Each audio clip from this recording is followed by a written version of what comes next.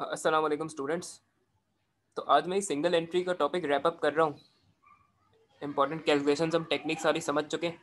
अब इसमें की थ्योरी एस्पेक्ट है advantages and double advantages of double entry system. अब आप लोगों को जब बेसिक्स कराई थी तो डबल एंट्री का मैंने मतलब बताया था कि उसमें हम पहले बेसिक एंट्रीज क्रिएट करते हैं, फिर हम टी लेजर अकाउंट से टी अकाउंट्स बनाते हैं, उसके बाद ट्रायल बैलेंस प्रिपेयर करते हैं। और वो trial balance along with additional information use होता है फाइनेंशियल स्टेटमेंट्स प्रिपेयर करने के लिए, जो कि income statement and statement of financial position होते हैं मेनली। तो इस टॉपिक में ना बस का थ्योरी के क्वेश्चन तरह आते हैं कि बिजनेस करंटली इनकम्प्लीट रिकॉर्ड का सिस्टम यूज़ कर रहा है कि सिलेक्टेड अकाउंटिंग डेटा रिकॉर्ड करते हैं और सिलेक्टिंग ट्रांजेक्शन्स रिकॉर्ड करते हैं, और वो उससे कंसिडर कर रहे हैं कि डबल एंट्री सिस्टम में जाए कि प्रॉपर सारे अकाउंट्स रखें as per double entry system. तो उसके सर्टेन एडवांटेजेस और डिसएडवांटेजेस होते हैं।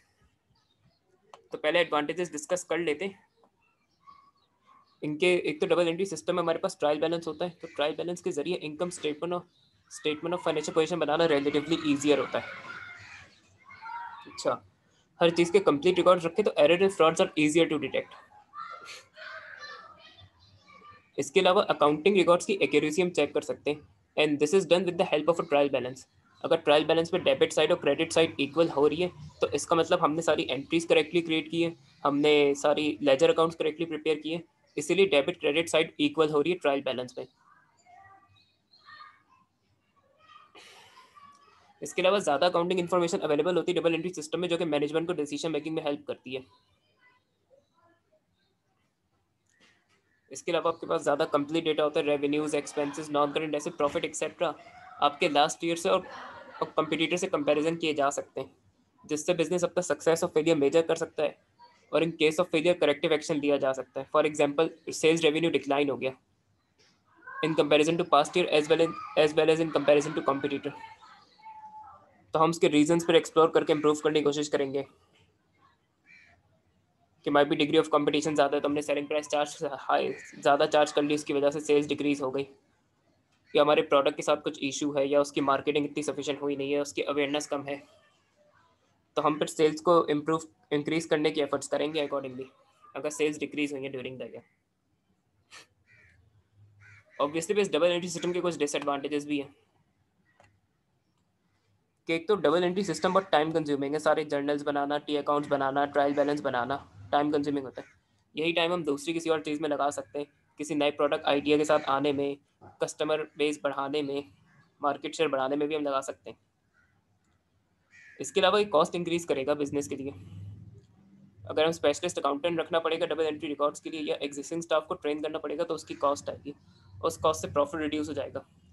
और अगर हम डबल एंट्री अकाउंटिंग के लिए कोई कंप्यूटर सॉफ्टवेयर यूज़ करें जैसे सैप है, तो उसके लिए पेमेंट करनी पड़ती है सॉफ्टवेयर की। तो उसको अगर रेंट रेंट पे ले रहे हैं तो उसकी रेंट, उसको लाइसेंसिंग पे ले रहे हैं, रेंट पे ले रहे हैं, तो उसकी कॉस्ट आएगी। तो इस कंप्यूटर सॉफ्टवेयर को अमोर्टाइज भी करेंगे तो उसकी भी कॉस्ट आएगी, इनसे प्रॉफिट रिड्यूस हो जाएगा। और छोटे बिजनेसेस हैं, उनके ओनर्स की एक तो एक्सपर्टीज हो सकता है ना हो डबल एंट्री रिकॉर्ड्स की, वो तो बिजनेस चला रहे हैं, और उनका हो सकता है अकाउंटिंग की एजुकेशन का कोई बैकग्राउंड ना हो। अब छोटे बिजनेस तो हो सकता है डबल एंट्री सिस्टम अफोर्ड भी ना कर सके, कोई अकाउंटेंट को रखने की भी कॉस्ट आएगी, और कंप्यूटर सॉफ्टवेयर का वो यूज़ करते तो उसकी भी कॉस्ट आएगी। और क्योंकि डबल एंट्री सिस्टम में कॉम्प्लेक्सिटीज़ हैं, तो उसमें स्टिल एरर्स हो सकते हैं, और अकाउंटेंट तो स्टिल फ्रॉड कर सकता है। तो ये इसके सर्टेन एडवांटेजेस और डिसएडवांटेजेस हैं। आई होप सो आपको उसको लर्न करने में डिफिकल्टी एज सच होगी नहीं।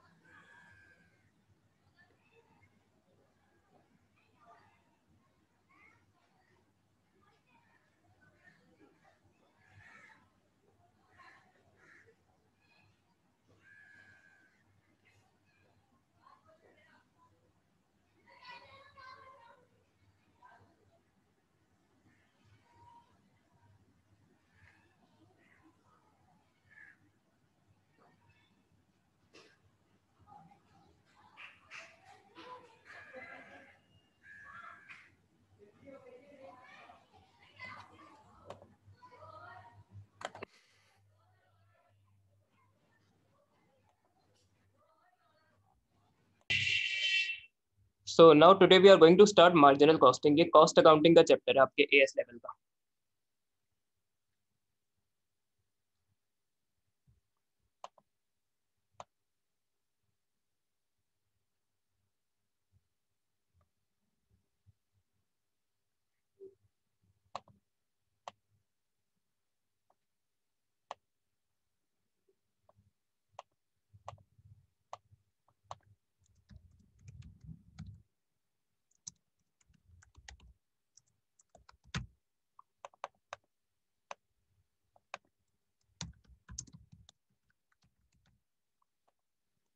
सो before we start with marginal costing, हमें कुछ बेसिक डिफरेंसेस पता होने चाहिए फाइनेंशियल अकाउंटिंग और कॉस्ट अकाउंटिंग के बीच में। ऑल्दो ये एग्जाम में क्वेश्चन पूछा नहीं जाता है, लेकिन just for the sake of knowledge.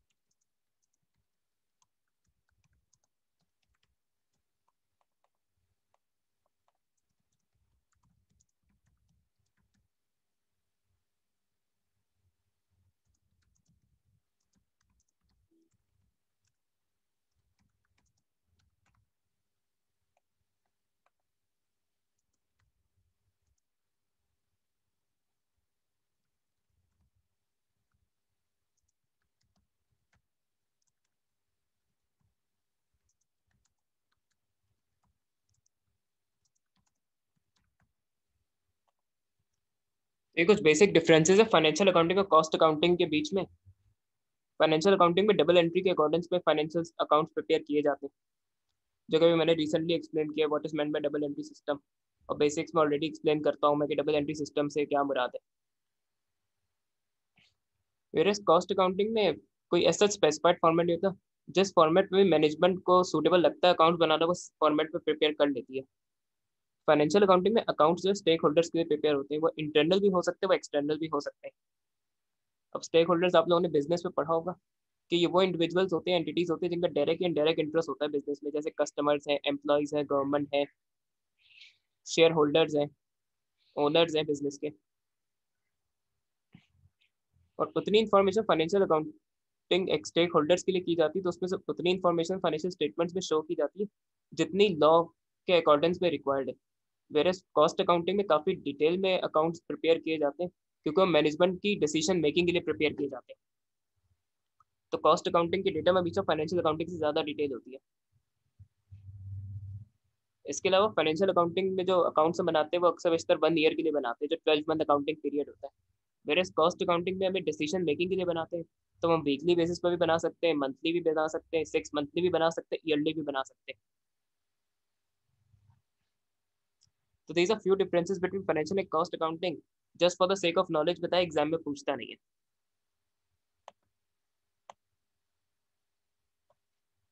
Now we will proceed towards marginal costing. अच्छा, इससे पहले कि मार्जिनल कॉस्टिंग को समझने की कोशिश करें, एक हमें पहले फिक्स टाइप्स ऑफ कॉस्ट को समझने की जरूरत है, तो हम बेटर अंडरस्टैंड कर पाएंगे कि मार्जिनल कॉस्टिंग की क्यों जाती है। सो सबसे पहले fix cost.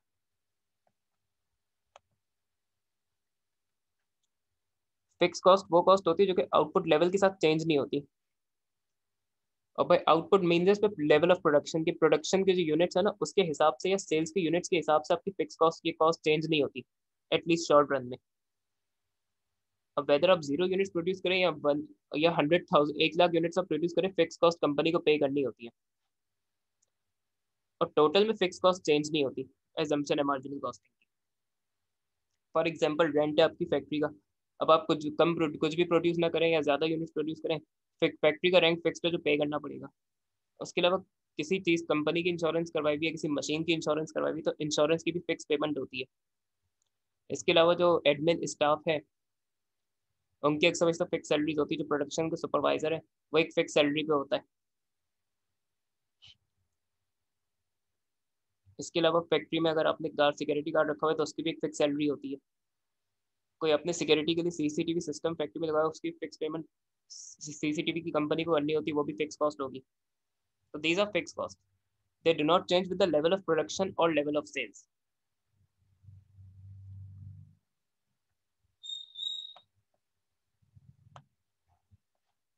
Secondly variable cost, ये वो कॉस्ट है जो कि या तो प्रोडक्शन लेवल के साथ या सेल्स के यूनिट्स के साथ में चेंज हो जाती है।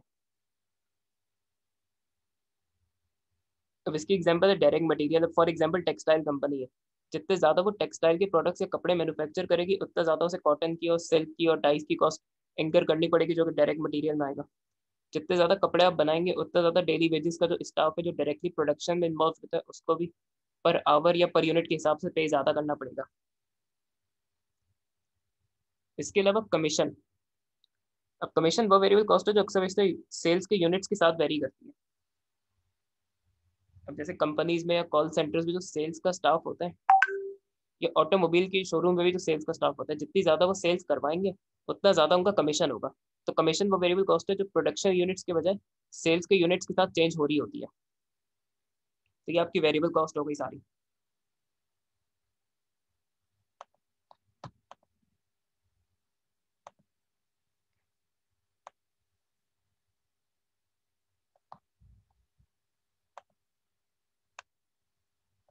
इसके बाद है टोटल कॉस्ट। अगर हम फिक्स कॉस्ट और वेरिएबल कॉस्ट को ऐड कर दे, सम कर दे, तो हमारी टोटल कॉस्ट आ जाती है।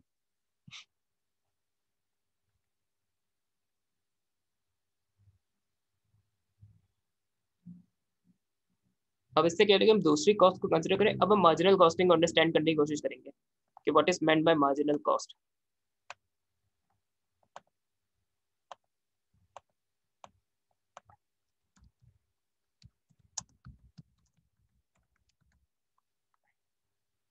मार्जिनल का सबसे पहले अपना मतलब रखें एडिशनल या एक्स्ट्रा।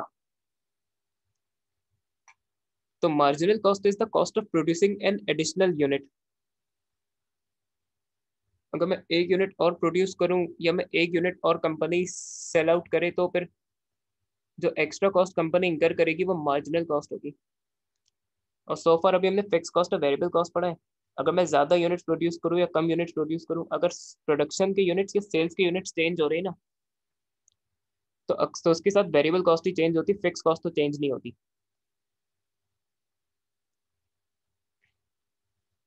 तो अगर मैं एक्स्ट्रा यूनिट प्रोड्यूस करता हूँ, एक्स्ट्रा यूनिट सेल्स करता हूँ, तो वेरिएबल कॉस्ट ही चेंज होगी। तो in other words marginal cost is variable cost. तो आप लोग ये कंसिडर कर सकते हैं कि marginal cost is other word for variable cost. तो मार्जिनल कॉस्टिंग इसी चीज से डील करता है कि कंपनी अगर एक्स्ट्रा यूनिट्स प्रोड्यूस करे या प्रोडक्शन कम कर दे, या यूनिट ज्यादा सेल आउट बेचे या यूनिट्स कम बेचे, तो फिर कॉस्ट पे और रेवेन्यूज पे और प्रॉफिट पे क्या इफेक्ट आएगा।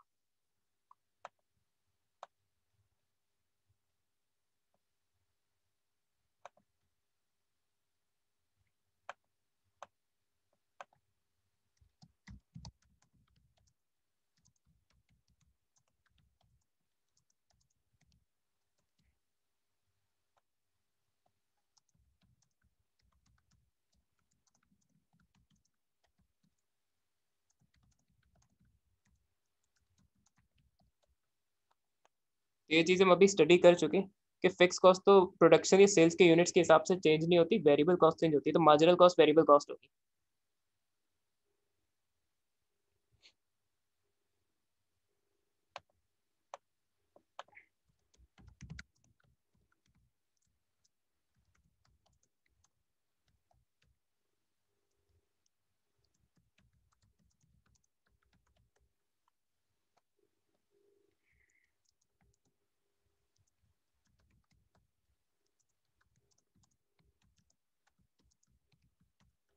तो अगर मेरे प्रोडक्शन या सेल्स के यूनिट्स चेंज होते हैं क्वेश्चन में, तो उसका कॉस्ट पे, रेवेन्यूज पे, प्रॉफिट पे क्या इफेक्ट होगा, ये चीज़ हम मार्जिनल कॉस्टिंग में असेस करने की कोशिश करते हैं।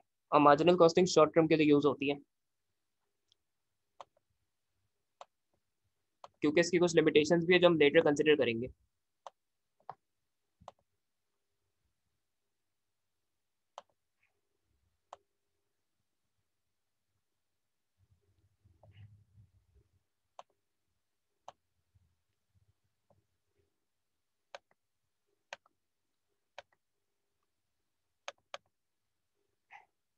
अब जो कॉस्ट, एक टाइप की कॉस्ट है भाई, सेमी वेरिएबल कॉस्ट। ये वो कॉस्ट होती है जो इसपे कुछ फिक्स, जिसपे कुछ कॉस्ट का एलिमेंट फिक्स्ड होता है और कुछ कॉस्ट का पार्ट जो वेरिएबल होता है। जैसे आपके पीटीसीएल के बिल होते हैं, उसपे जो लाइन रेंट है वो फिक्स कॉस्ट है। आप चाहे 1,000 कॉल्स करें या 0 कॉल्स करें, लाइन रेंट तो आपको पे करना है। इसके बाद उसपे सेकंड होते हैं कॉल चार्जेस। वो नंबर ऑफ कॉल्स के हिसाब से चेंज हो जाते हैं।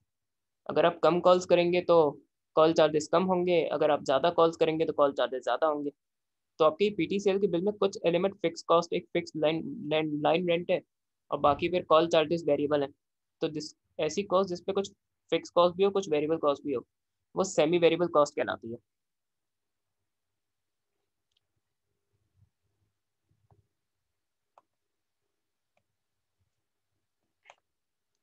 इसके बाद स्टेप फिक्स कॉस्ट। अच्छा, मार्जिनल कॉस्टिंग में एक assumption ये है कि फिक्स कॉस्ट चेंज नहीं होती with the level of production और विद द सेल्स यूनिट्स। लेकिन ये बात सिर्फ शॉर्ट टर्म में एक्यूरेट है। लॉन्ग टर्म में फिक्स कॉस्ट भी चेंज हो जाती है। अब जैसे 1-2 साल बाद तो जैसी बात है, ओनर रेंट इंक्रीज करेगा आपके प्रेमिसेस का, या जो भी अपनी जगह रेंट पे दी हुई है। उसके अलावा आपको 1-2 साल में सैलरीज भी इंक्रीज करनी पड़ेगी, जो फिक्स सैलरीज पे एम्प्लॉइज, उनकी सैलरीज भी आपको बढ़ानी पड़ेगी इन्फ्लेशन की वजह से और अदर फैक्टर्स की वजह से, वरना वो कंपटीटर के पास चले जाएंगे आपकी जॉब छोड़ के।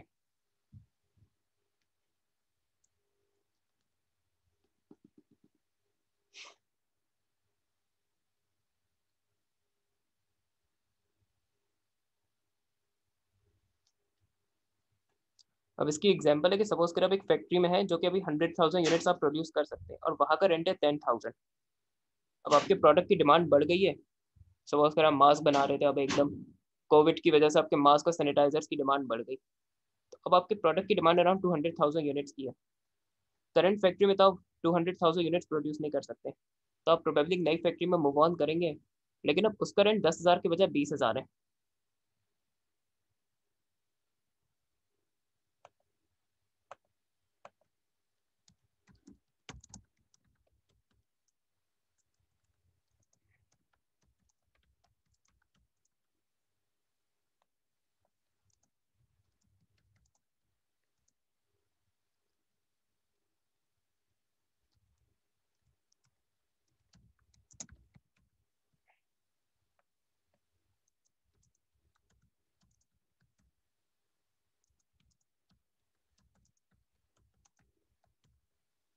तो अगर आपकी प्रोडक्शन लेवल है, आउटपुट लेवल ग्रो होने की वजह से कंपनी ग्रो कर रही है, उसकी वजह से फिक्स कॉस्ट में अगर इंक्रीज आ रहा है ना, और जो फिक्स कॉस्ट इस रीजन से बढ़ती है वो पे स्टेप फिक्स कॉस्ट होती है।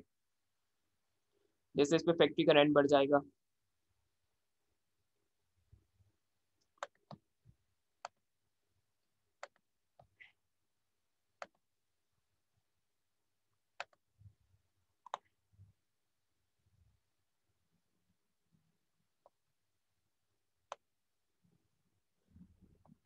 इसके अलावा संक कॉस्ट अभी आप लोग को क्लास में दूसरी सेकंड थर्ड क्लास में एक्सप्लेन कर दूंगा, अभी वो रेलेवेंट नहीं है डिस्कशन के लिए। इसके बाद अब एक चीज इंपॉर्टेंट है, कंट्रीब्यूशन। लेकिन इससे पहले कि मैं कंट्रीब्यूशन एक्सप्लेन करूं, हम मार्जिनल कॉस्टिंग का इनकम स्टेटमेंट देखेंगे। और एक्चुअली इसमें दो फॉर्मेट है मार्जिनल कॉस्टिंग के इनकम स्टेटमेंट के, एक थोड़ा सा लॉन्गर मेथड है, एक शॉर्टकट मेथड है। लेकिन अभी थिंग्स लेकिन अभी डिस्कशन को स्ट्रेट फॉरवर्ड रखने के लिए हम ये जो मेथड वन है उसी को उसको कंसिडर करेंगे। मार्जिनल कॉस्टिंग स्टेटमेंट या मार्जिनल कॉस्टिंग इनकम स्टेटमेंट में से हमेशा रेवेन्यू में से पहले वेरिएबल कॉस्ट डिडक्ट की जाती है तो कंट्रीब्यूशन आ जाती है, फिर कंट्रीब्यूशन में से हम फिक्स कॉस्ट डिडक्ट करते सारी तो प्रॉफिट आ जाता है कंपनी का। मार्जिनल कॉस्टिंग का इनकम स्टेटमेंट जब भी वो बनाने को कहे या वो profit as per marginal costing निकालने को कहे तो आपको ये फॉर्मेट फॉलो करना है।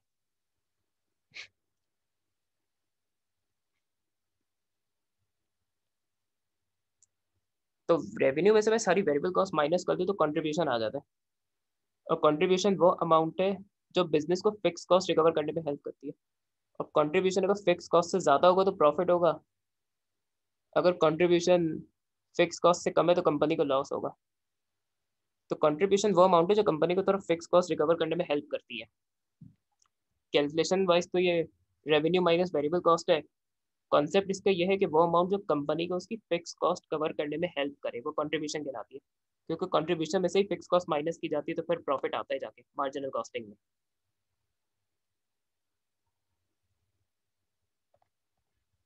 तो ये आपका कंट्रीब्यूशन का कॉन्सेप्ट है।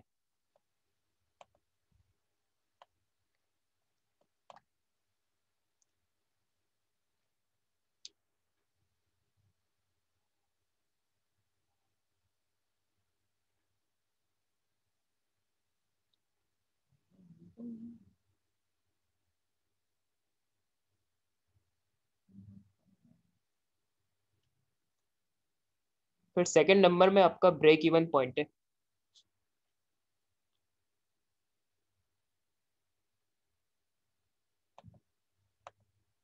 आप लोगों ने कुछ सेइंग सुनी होंगी, नो प्रॉफिट और नो लॉस।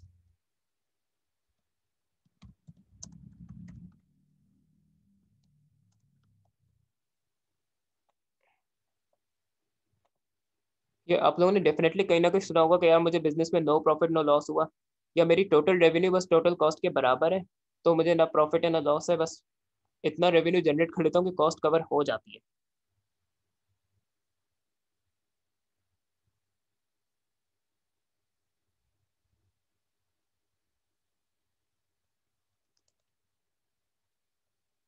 तो ये ब्रेक इवन पॉइंट कहलाता है।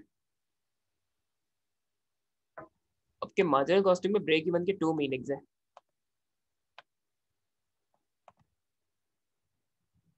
या तो वो आपके सेल्स रेवेन्यू मिनिमम में सेल्स रेवेन्यू जो कि टोटल कॉस्ट आपकी रिकवर कर ले। फॉर एग्जांपल आपका total revenue total cost 1 lakh है, और अगर मेरी टोटल रेवेन्यू भी 1 लाख है, तो टोटल रेवेन्यू टोटल कॉस्ट को कवर कर रहा है, तो इतना रेवेन्यू मैं जनरेट कर रहा हूँ कि कॉस्ट में एटलीस्ट कवर कर रहा हूँ, तो ये ब्रेक इवन कहलाएगा।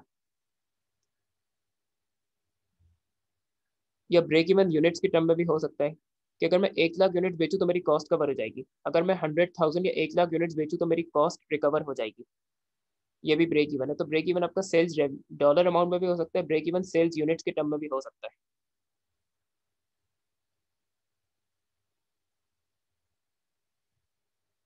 तो शुरू में तो कंपनी ब्रेक इवन को टारगेट करती है कि चलो अगर मुझे प्रॉफिट नहीं भी होता तो एटलीस्ट मेरी कॉस्ट कवर हो जाए। तो पहले ऑब्वियसली नया नया बिजनेस स्टार्ट होगा तो लॉसेस होंगे, फिर इतना रेवेन्यू बिजनेस जनरेट करना शुरू कर देगा या इतने यूनिट्स बेचना शुरू कर देगा कि उसकी कॉस्ट कवर हो जाए, तो ये ब्रेक इवन पॉइंट अचीव हो जाता है। ब्रेक इवन में आपकी कॉस्ट कवर हो जाती है एटलीस्ट अगर प्रॉफिट नहीं भी हो रहा तो। और अगर आपका रेवेन्यू ब्रेक इवन से ज़्यादा है या आपकी यूनिट्स ब्रेक इवन यूनिट से ज़्यादा है तो फिर कंपनी को प्रॉफिट होता है।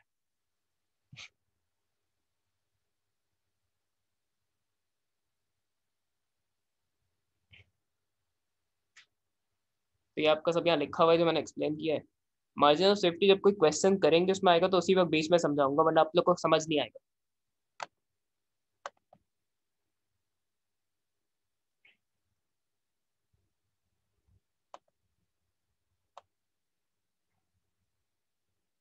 तो अभी ये कुछ एस्पेक्ट्स हैं जो कि क्वेश्चन हम करेंगे तभी आप लोग को समझ आएंगे, तो अभी थ्योरी एस्पेक्ट में डिस्कस नहीं करूंगा फिलहाल।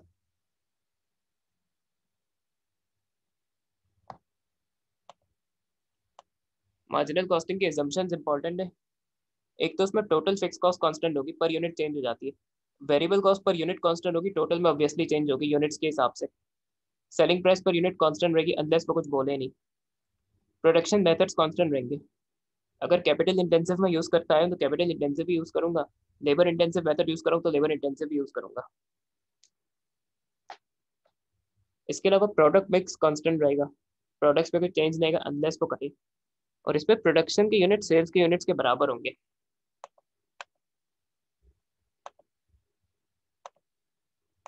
फॉर एग्जाम्पल अगर मैं कह रहा हूँ कि प्रोडक्शन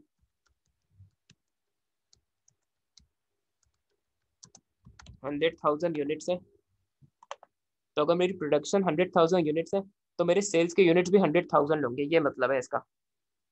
रियल लाइफ में प्रोडक्शन और सेल्स के यूनिट्स अक्सर वैसे डिफर करते हैं, लेकिन इसमें एज्यूम नहीं करना कि production is equal to sales है।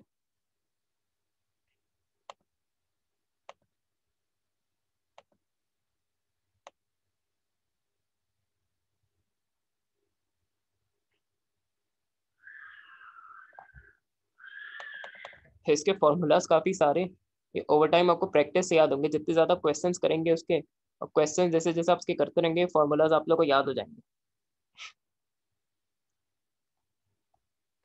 तो सबसे पहले सेल्स रेवेन्यू का फॉर्मूला है।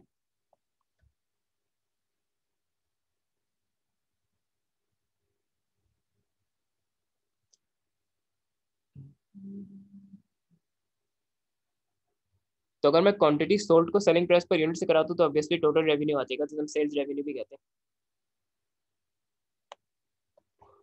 और अगर मैं सेल्स रेवेन्यू को सेल्स यूनिट से डिवाइड करा दूँ तो सेलिंग प्राइस पर यूनिट आ जाएगी।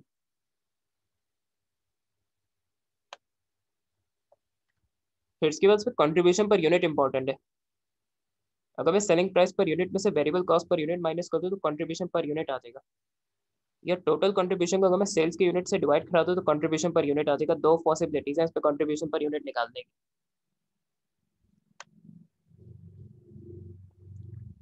इसके अलावा टोटल कंट्रीब्यूशन के भी इस पे दो फॉर्मूलाज है। एक तो आप लोगों ने मार्जिनल कॉस्टिंग की इनकम स्टेटमेंट देखी, तो उससे ही ऑब्वियस है कि अगर मैं टोटल सेल्स रेवेन्यू में से टोटल वेरिएबल कॉस्ट माइनस कर दूं तो टोटल कंट्रीब्यूशन आ जाएगा।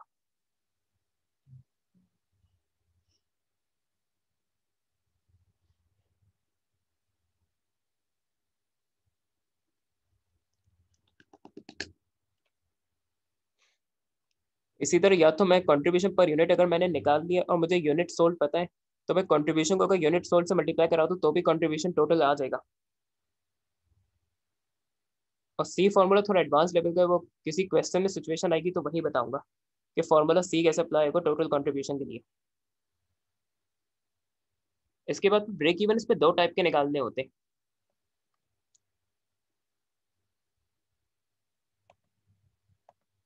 तो सबसे पहले आपका ब्रेक इवन यूनिट्स।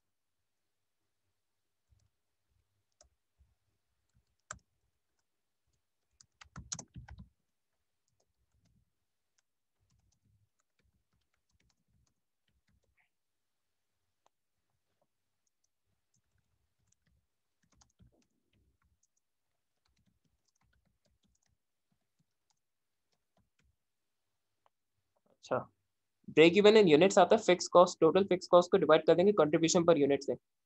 तो ब्रेक इवन यूनिट्स ही शो करता है कि मिनिमम में मैं कितने यूनिट बेचूं कि मेरी कॉस्ट कवर हो जाए, टोटल कॉस्ट कवर हो जाए। और टोटल कॉस्ट में आप लोगों से ऑलरेडी डिस्कस कर चुका हूँ कि अगर फिक्स कॉस्ट और वेरिएबल कॉस्ट को ऐड कर दे तो आपकी टोटल कॉस्ट आ जाएगी।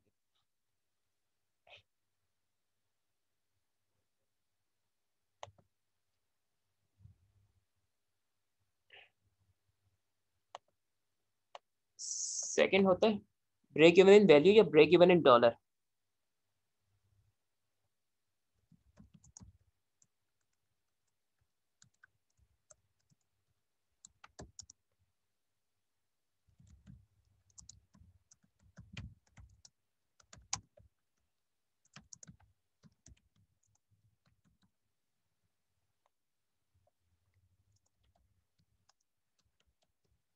Break even in value break even dollar आपको शो करेगा कि मिनिमम में बिजनेस कितना रेवेन्यू जनरेट करे जिससे उसकी टोटल कॉस्ट कवर हो जाए।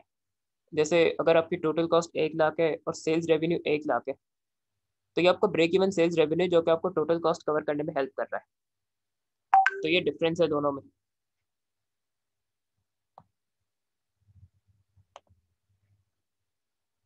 तो ब्रेक इवन इन वैल्यू या डॉलर के आपके पास दो फॉर्मूलाज है, ऐसे पॉसिबल ना। फॉर्मूला ए में ये होगा, आप simply break even in units को सेलिंग प्राइस पर यूनिट से मल्टीप्लाई करा दें, ब्रेक इवन इन डॉलर या ब्रेक इवन इन वैल्यू आ जाएगा। ऑल्टरनेटिव फॉर्मूला सेकंड में ये कि आप टोटल फिक्स कॉस्ट को कंट्रीब्यूशन टू सेल्स रेशियो से डिवाइड कर दें।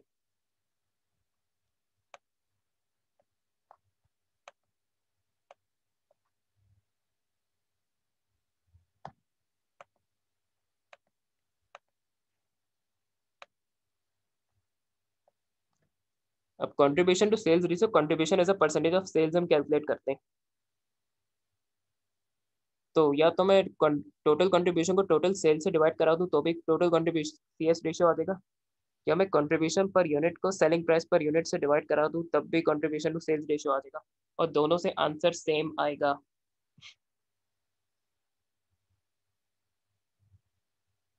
तो अगर आप सीएस रेशियो निकाल लेते हैं तो फिर फिक्स कॉस्ट को आप इस सीएस रेशियो से डिवाइड कराते तो आपका ब्रेक इवन वैल्यू तब भी आ जाएगा।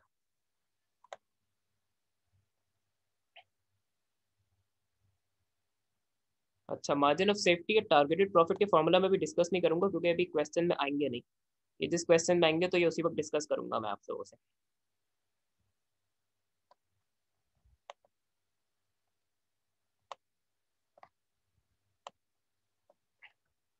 इसके अलावा टोटल कॉस्ट या total cost of production per unit निकालनी हो तो आप फिक्स कॉस्ट पर यूनिट और वेरिएबल कॉस्ट पर यूनिट को ऐड करके निकाल सकते हैं, या इसका भी एक ऑल्टरनेटिव फॉर्मूला है। अगर आप टोटल कॉस्ट ऑफ प्रोडक्शन को या टोटल कॉस्ट जो आपने निकाली हुई उसको यूनिट्स प्रोड्यूस से डिवाइड करा दें तो आप लोगों की टोटल कॉस्ट पर यूनिट आ जाएगी। एंड आई कैन अंडरस्टैंड कि इतने फॉर्मूलाज आप लोगों के लिए बहुत ओवरवेलमिंग हो जाएंगे स्टेज में, इस स्टेज पे, क्योंकि टॉपिक अभी स्टार्ट हुआ है। तो अभी आप लोग फिलहाल शुरू में ना फॉर्मूलाज देख के भी अपनी कैलकुलेशन कर सकते हैं। शुरू में आप लोग को इस फॉर्मूला पेज को रेफर कर सकते हैं, मगर जैसे टाइम गुजरेगा कुछ उसके बाद मैं एक्सपेक्ट आप लोगों से करूंगा कि आप लोग कोई फॉर्मूलाज याद हो, फिर आप लोग बगैर देखे कर सकें, क्योंकि अकाउंट्स पे कोई फॉर्मूला शीट नहीं मिलती।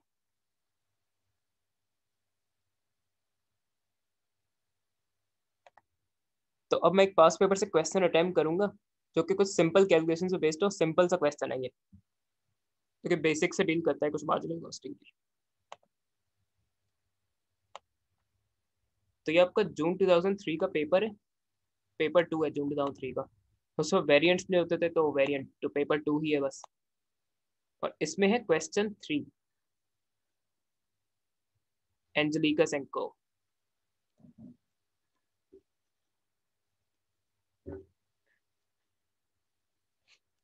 Angelica and Co. manufactures 3 different qualities of locks: domestic, commercial and industrial. अब आप लोगों ने देखा होगा घर में ताला छोटा सा लगता है, कभी दुकान में ताला लगा देखा उसके शटर पे जो लगता है वो जरा बड़ा सा होता है। तो घर का अलग होता है, उसका दुकानों का अलग होता है, और फैक्ट्री का भी अलग से बनता होगा ताला, जब भी इसने क्वेश्चन दिया ऐसा। The company is for the year ended 31 March 2003। तो कंपनी का ईयर एंड हो रहा है 31 मार्च 2003 को।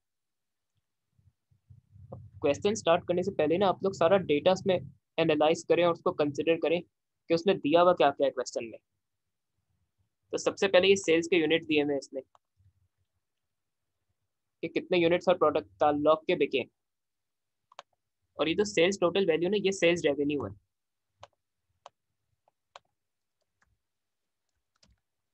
ये हर प्रोडक्ट का आपको रेवेन्यू दिया हुआ है। अच्छा, इसमें एक इशू नजर आ रहा होगा, सेल्स के यूनिट्स जो है कंप्लीट फिगर्स में दिए, और सेल्स की जो सेल्स रेवेन्यू वो आपको 3 जीरो कॉमन लेके दिया है इसने। ये जो ऊपर 3 जीरो लगे हुए इसका मतलब है 240,000 एक्चुअली में। तो अगर आप सेल्स रेवेन्यू किसी कैलकुलेशन में 3 जीरो कॉमन में दे रहे हैं, और सेल्स यूनिट्स भी अगर आप यूज करने जा रहे हो सेम कैलकुलेशन में, तो ये सेल्स के यूनिट्स में आपको 3 जीरो कॉमन करने होंगे। तो 120,000 की जगह आपको 120 लेना होगा, ये भी मैं कैलकुलेशन में इलस्ट्रेट करके दिखाऊंगा। या तो फिर पूरा 240,000 ले कंप्लीट फिगर, अगर आपको 120,000 की सेल्स यूनिट यूज करने हैं तो। फिर ये आपको कॉस्ट दी हुई है, direct material, direct labour, variable overheads.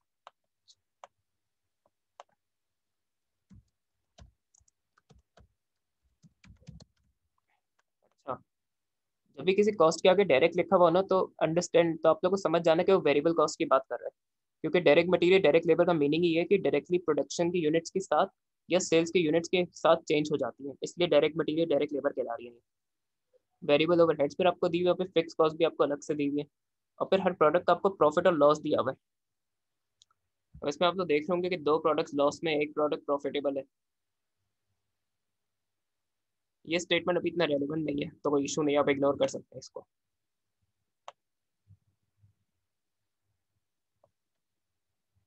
For the year ended 31 March 2003, calculate for each type of lock, contribution per unit पहले कैलकुलेट करना है हर लॉक का, and give your answers to a maximum of 3 decimal places. जो भी आपका answer है उसे 3 डेसिमल प्लेस पे देना है, वरना आंसर के मार्क्स नहीं मिलेंगे आप लोगों को।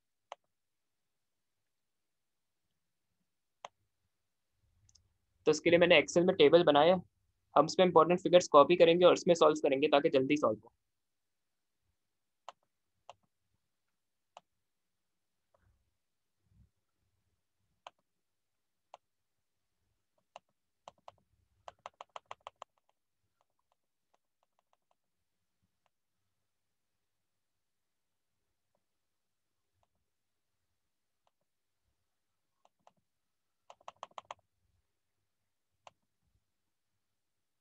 से जान कैसे छुड़ाए एनोटेट से।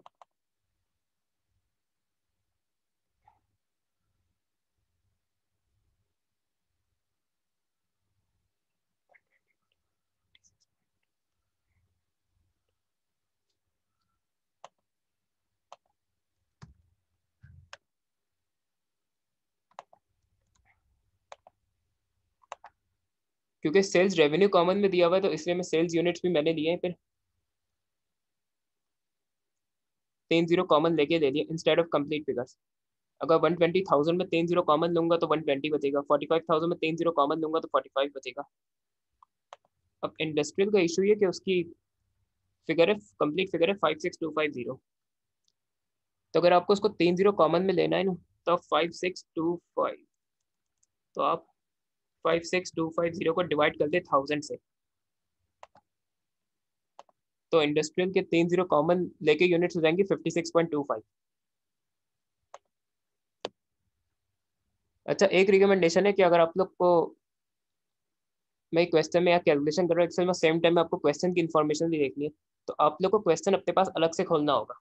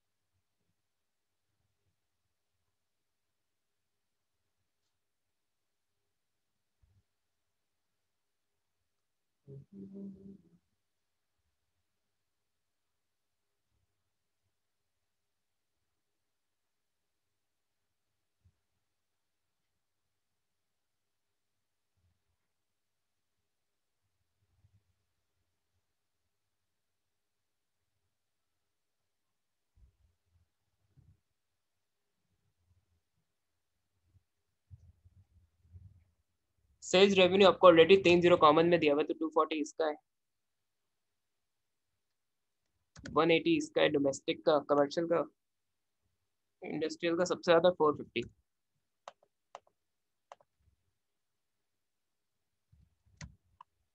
डायरेक्ट मटेरियल 6684,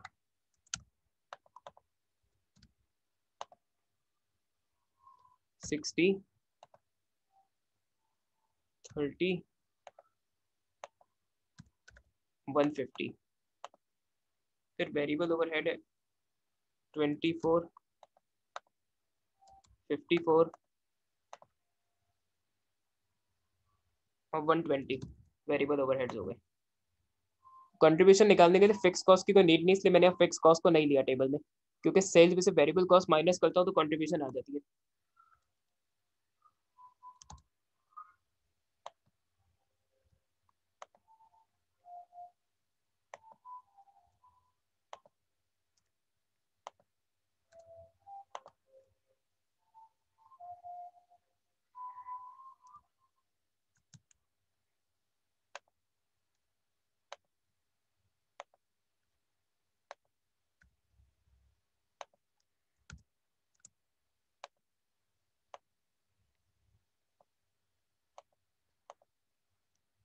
अब मैंने पहले कंट्रीब्यूशन टोटल निकाल लिया, क्योंकि कंट्रीब्यूशन निकालना ज़्यादा इजी है, क्योंकि आपको टोटल रेवेन्यू और सारी टोटल वेरिएबल कॉस्ट दी थी। और जो मैंने आपसे फॉर्मूलाज पहले डिस्कस किए, तो कंट्रीब्यूशन पर यूनिट के लिए अगर मैं टोटल कंट्रीब्यूशन को सेल्स के यूनिट से डिवाइड कर दूँ तो कंट्रीब्यूशन पर यूनिट आ जाएगा। तो यहाँ मैं टोटल कंट्रीब्यूशन को डिवाइड कर दूंगा सेल्स के यूनिट से।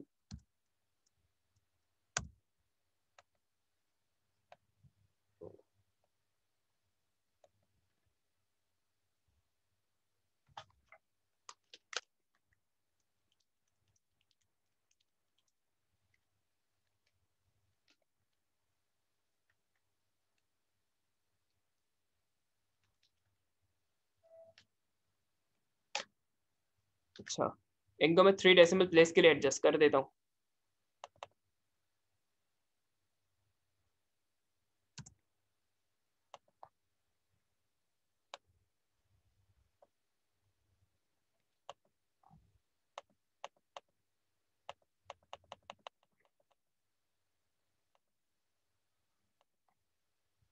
तो ये एक्सेल में एक ऑप्शन होता है, आप लोग को इसे समझने की जरूरत नहीं, क्योंकि आप लोग तो अपना कैलकुलेटर पेन और कैलकुलेटर से करेंगे।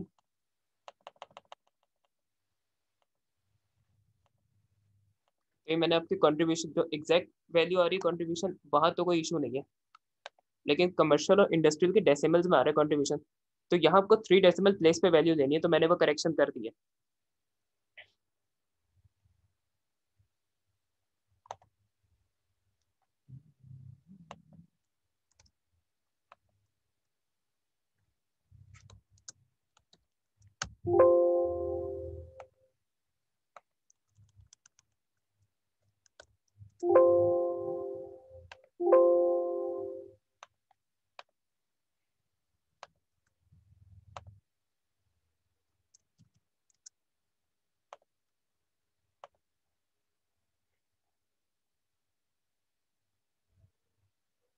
अच्छा, यहाँ तो मैंने डायरेक्ट आंसर निकाल दिए। अब कॉस्टिंग में ना आप लोग को यूनिट्स का बहुत ध्यान रखना है, तो मैं यहाँ एग्जांपल दे देता हूँ उसकी। जैसे ये डोमेस्टिक का आया कंट्रीब्यूशन पर यूनिट 0.4, तो आप लोग को एग्जाम में जब उसको 0.4 नहीं लिखेंगे, वरना क्योंकि आंसर के मार्क्स तभी मिलेंगे जब आप यूनिट लगाएंगे, तो $0.4 पर यूनिट लिखना है आपको। तो काइंडली क्वेश्चन कॉस्टिंग के क्वेश्चंस में यूनिट्स का ध्यान रखिएगा।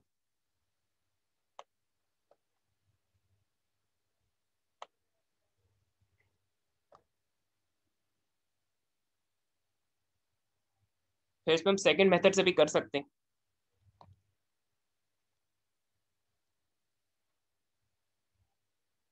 लेकिन फिर ये आप लोग को नेक्स्ट क्लास में इलस्ट्रेट करूंगा।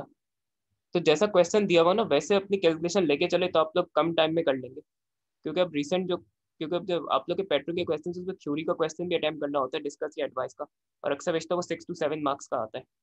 तो आप लोग को उसके लिए भी टाइम रखना है। यहाँ शॉर्टर वे आउट ये था कि टोटल रेवेन्यू में से टोटल वेरिएबल कॉस्ट सारी माइनस कर दे तो टोटल कंट्रीब्यूशन आ जाएगा 48, जैसे डोमेस्टिक के केस में।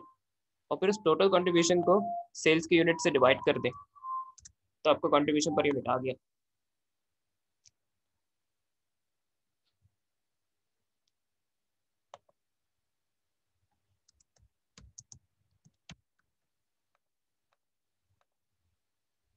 इसके बाद है सी एस रेशियो। अब सी एस रेशियो के लिए टोटल कंट्रीब्यूशन को टोटल रेवेन्यू से डिवाइड कर दे तो आपका आ जाएगा। और यहाँ हमें वो डेटा दिया हुआ है, हमारे पास टोटल कंट्रीब्यूशन भी है, हमारे पास टोटल रेवेन्यू भी है। तो यहाँ ये डेटा अगर हम गिवन डेटा यूज करेंगे तो सी एस रेशियो जल्दी आ जाएगा। तो टोटल कंट्रीब्यूशन को आप टोटल से टोटल रेवेन्यू से डिवाइड कर दें, मल्टीप्लाई बाय 100 कर दें, और इसको परसेंटेज में लाना। Answer contribution to sales ratio का आंसर परसेंटेज में लिखना है, इसलिए मैंने मल्टीप्लाई बाय 100 किया है।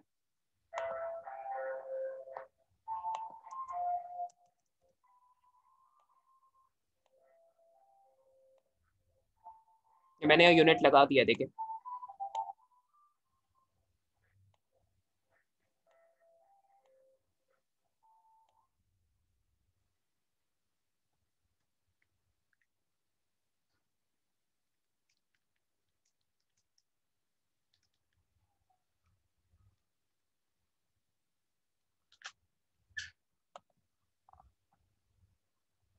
क्योंकि डेसिमल कैलकुलेटर से करेंगे तो डेसिमल में आएगा, तो मैं इसको डेसिमल में चेंज कर रहा हूँ।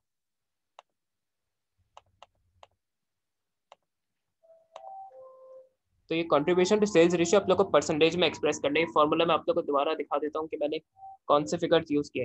टोटल कंट्रीब्यूशन को डिवाइड कर दिया टोटल रेवेन्यू से, और फिर परसेंटेज मैंने खुद ऐड किया, परसेंटेज में आंसर एक्सप्रेस करना है। और यहाँ 3 डेसिमल प्लेस में कहा उसने।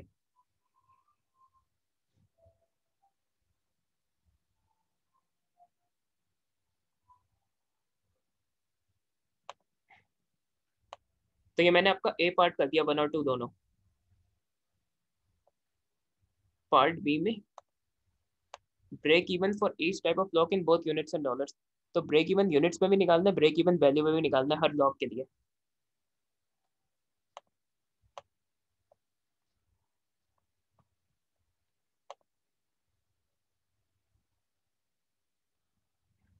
तो एक क्वेश्चन आप लोग अपने पास अलग से खुला ओपन रखे, ताकि आप लोग डेटा सारा देख सकें जो मैं यूज करूंगा आपके कैलकुलेशन के लिए।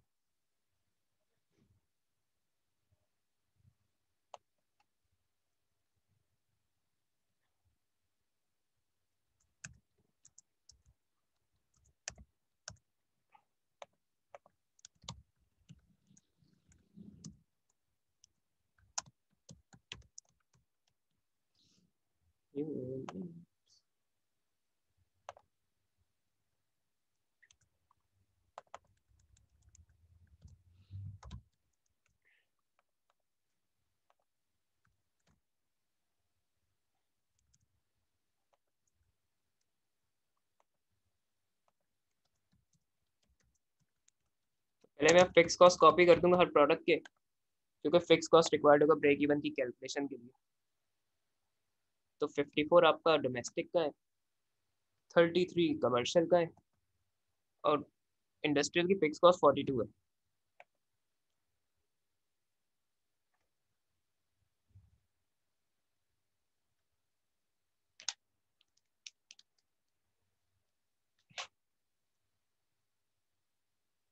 अच्छा, ब्रेक इवन का आंसर ना आप लोग को कंप्लीट फिगर में लिखना है।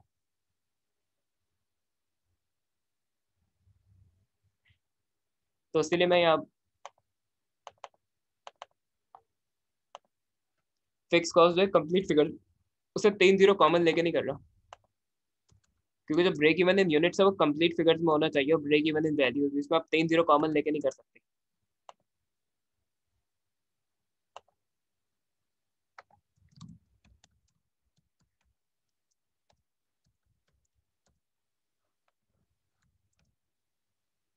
तो अगर मैं फिक्स कॉस्ट को previously calculated contribution per unit से डिवाइड करा दूं, तो आपका ब्रेक इवन इन यूनिट्स आ जाएगा।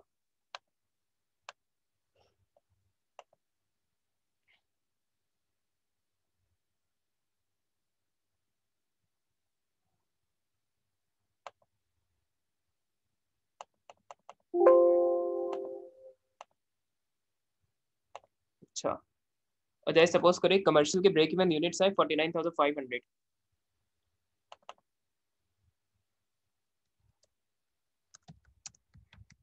तो उसके साथ आप लोग को लिखना है 49,500 यूनिट्स। अगर क्या यूनिट्स नहीं लिखेंगे तो मार्क्स नहीं मिलेंगे फाइनल आंसर के।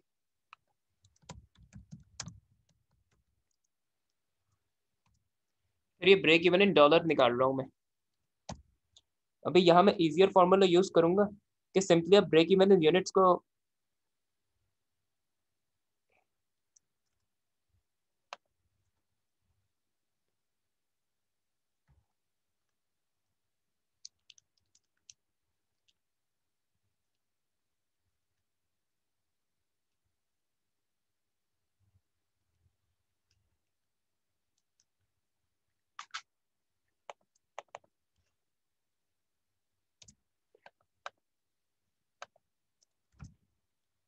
अगर मैं फिक्स कॉस्ट को सी एस रेशियो से डिवाइड करा दूं,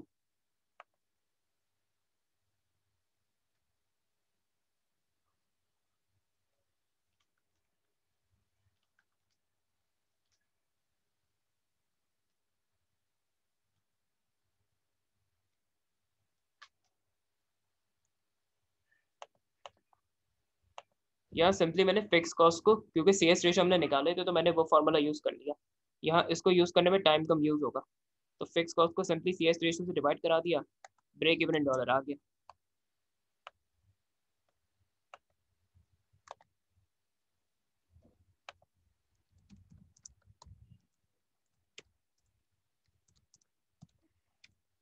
ब्रेक इवन इन वैल्यू का जो आंसर आता है ना, उसके साथ डॉलर लगाना है।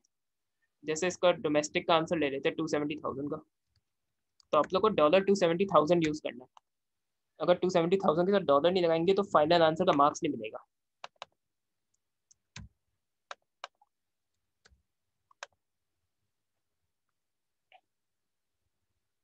तो अभी इसका थ्योरी का पार्ट मैं नेक्स्ट क्लास में करूंगा। तो आज मैं यही रैप अप करता हूँ। कुछ मैंने बेसिक कैलकुलेशंस की थी मार्जिनल कॉस्टिंग की, और स्ट्रेट फॉरवर्ड क्वेश्चन चूज किया था। नेक्स्ट क्लास से पहले रिवाइज करके आएगा, तो ऐसा सिमिलर क्वेश्चन मैं आप लोगों से भी करवाऊंगा क्लास में। अल्लाह हाफिज़।